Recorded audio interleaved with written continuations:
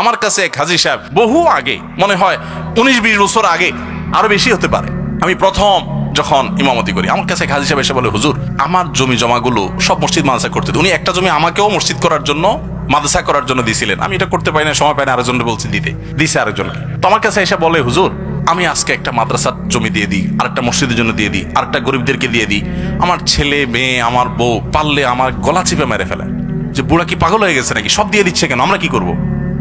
তো আমি বললাম, ঠিকই তো, আমি তো ছেলেদের পক্ষে, ইসলাম তো বলে না আপনারা সব এভাবে দিয়ে দিতে, তারা কি মানুষের কাছে হাত পাতবে নাকি, তাদের জন্য রেখে যেতে বলছে ইসলাম, আপনি কেন সব দিয়ে দিচ্ছেন, কিছু দেন কিছু রাখেন। তখন সেই মুরব্বী আমাকে বলতেছে, বাবা রে আপনিও আমার দুঃখ বুঝলেন না। আমাকে কি আপনার দুঃখটা কি বলেন, বললে তো বুঝবো। বলে যে, বাবা রে এই জমি জমা যা দেখতেছেন সব তো চোরাই টাকার। হাসির বিষয় না, ওনার চোখ দিয়ে ছলছল করছে, পানি ছলছল করছে, উনি আমাকে বলতেছেন, বাবা এগুলো সব তো চোরাই টাকা, আমি কয় টাকা বেতন পাইছি সেগুলো দিয়ে সংসার চালাতেই কষ্ট হয়ে গেছে।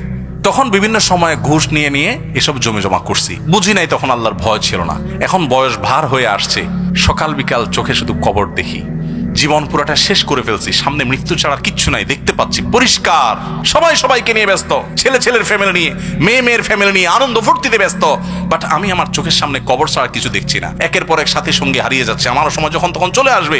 এখন আমার বোধোদয় হয়েছে, আপনাদের কথা শুনেছি, আল্লাহর কাছে হিসাব দিতে হবে, প্রত্যেকটা পাওনাদার কিয়ামতের ময়দানে দাঁড়াবে। নবী সাল্লাল্লাহু আলাইহি সাল্লাম বলেছেন, আতাদরুনা মানিল মুফলিস, তোমরা কি জানো সবচেয়ে বড় ভিখারি কে? সাহাবীরা বলছেন, আল মুফলিসু ফিনা মান লা দিনার লাহু ওয়া লা দিরহাম, হে আল্লাহর রাসূল যার টাকা পয়সা নাই সেই তো ভিখারি। নবী সাল্লাল্লাহু আলাইহি সাল্লাম বলেছেন, আরে এটা আসল ভিখারি না, আজকে টাকা নাই কালকে আসবে। আসল ভিখারি হলো দুনিয়াতে বহু মাহফিলে ওয়াজ শুনতে আসছে, বহুত মাহফিলে ওয়াজ করছে, বহুত মসজিদ করছে, মসজিদের সভাপতি ছিল, ইমাম ছিল, সেক্রেটারি ছিল, হাজী সাহেব ছিল, গাজী সাহেব ছিল, কোরআন তেলাওয়াত করছে, দান সাদাকা করছে, সুবহানাল্লাহ পড়ছে, তাসবিহ পড়ছে, অনেক ভালো ভালো কাজ করছে। মাগার এই ভালো কাজ করে যে সওয়াবের পাহাড় নিয়ে গেছে কিয়ামতের ময়দানে আল্লাহর কাছে মুছে তাও দিয়া জান্নাত আশা করতে গেছে, তখন আয়েশা আল্লাহর কাছে হাজির হয়েছে একজনের, হুজুর আল্লাহ এই লোক যৌবন কালে কলেজে পড়া অবস্থায় আমি রিকশাওয়ালাকে অন্যায় ভাবে আমাকে 2টা থাপ্পড় দিয়েছিল, গরিব মানুষ কিচ্ছু বলতে পারি নাই, সেদিন কোথাও বিচারও পাই নাই, কারণ আমি রিকশাওয়ালা, তার অনেক ক্ষমতা ছিল। আজ হে আহকামুল হাকিমিন, হে সকল বিচারকদের বিচারক, হে সবচেয়ে বড় শাসক, হে রব্বুল আলামিন, আজ আমি বিচার চাই।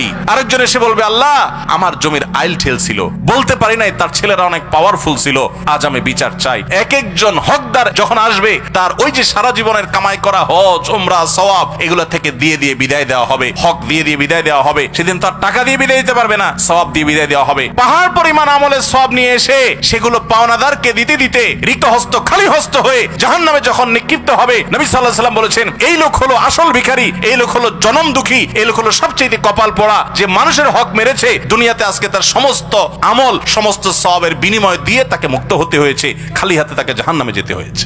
তো হাদিস আমাকে বলছিলেন, হুজুর আমি যখন এই হাদিস জানলাম তখন চিন্তা করলাম, হায় হায় এইসব ঘুষের টাকায় করা জমি এগুলোতে আমি কি করব, কাকে দিব? তখন আমি এগুলো পাওনাদারকে তো ফেরত দেওয়ার সুযোগও নাই হুজুর, তো কি করব? আমি আমার দায় মুক্তির জন্য ওই পাওনাদারদের তরফ থেকে দান করে করে মুক্ত হচ্ছে হুজুর। ছেলেরা তো সেটা বুঝতেছে না। অতএব অপরাধ এবং 2 নম্বর পথে কামাই করবেন, দেখতে খুব চকচকা ফকফকা লাগবে, মনে শান্তি পাবেন না। খুব লজ্জা হয় আমার, আমরা মুসলমান, আমরা চুরিদারি 2 নম্বরই করি, আবার ওয়াজও শুনি। পৃথিবীর অনেক উন্নত দেশ আছে, তারা দুর্নীতি করে না, তাদের অনেক খারাপ জিনিস আছে, কিন্তু তারা কি করে না? দুর্নীতি করে না। আপনি ইউরোপ আমেরিকাতে যান, আপনি জাপান কোরিয়াতে যান, আপনি পৃথিবীর উন্নত দেশগুলোতে যান, তাদের মধ্যে ঈমান নাই, তাদের মধ্যে অনেক জিনিস নাই, কিন্তু তাদের মধ্যে দুর্নীতি নাই, তারা অসৎ না, তারা অবৈধভাবে আরেকজনের সম্পদ আত্মসাৎ সাধারণত করে না। অথচ এটা আমাদের মধ্যে থাকা দরকার ছিল, আমরা নামে মুসলমান। মনে রাখবেন, ইসলাম শুধুমাত্র ওয়াজ শোনার নাম না, ইসলাম আমল করার নাম। মনে শান্তি পেতে হলে হালাল উপার্জন করতে হবে, চেষ্টা করা যাবে না ইনশাআল্লাহ। আল্লাহ আমাদের সবাইকে তৌফিক দান করুন, হিম্মত দান করুন, বাবাদেরকে মায়েদেরকে হিম্মত দান করুন, আমাদের মেয়েদেরকে হিম্মত দান করুন, পুরুষদেরকে আল্লাহ তাআলা হিম্মত দান করুন।